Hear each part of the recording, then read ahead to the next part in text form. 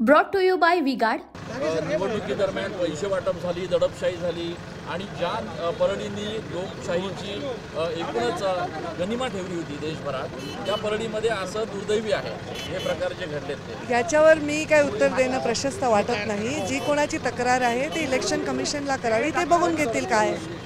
पण ताई, रोहित पवार यांचं जे म्हणणं आहे की परळीमध्ये असा प्रकार घडला, तुम्हाला असं वाटतंय का की हे सगळं घडलेलं आहे?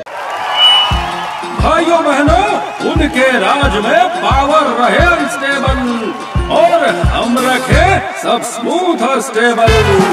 हमारा नेता कैसा हो जो स्टेबल पावर दे वैसा हो। अब की बार वी-गार्ड एसी स्टेबलाइजर का चमत्कार।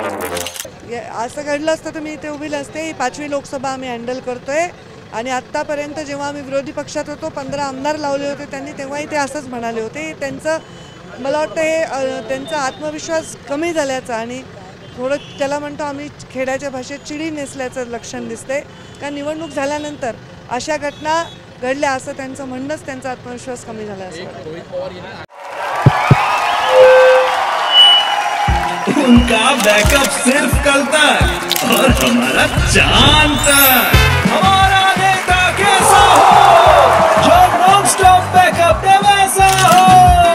अब की बार वी-गार्ड इन्वर्टर बैटरी का चमत्कार। अशाच पद्धतीचं जे वक्तव्य आणि ट्विट जे आहे यांच्या संदर्भात पण केलं होतं, पैसे वाटले जात आहेत, पैसे पकडून देतोय आम्ही, अशा पद्धतीचं ट्विट त्यांनी त्या निवडणुकीत प्रत्येकाच्या ट्विटवर किंवा बोलण्यावर उत्तर देणं मला पसंत नाही। मी त्यांच्याविषयी बोलत नाही आहे। आपण माझ्या समोर आलात, माईक घेऊन मी सन्मान करते। आता मला जे बोलायचं ते मी भाषणात बोलते। Brought to you by V-Guard.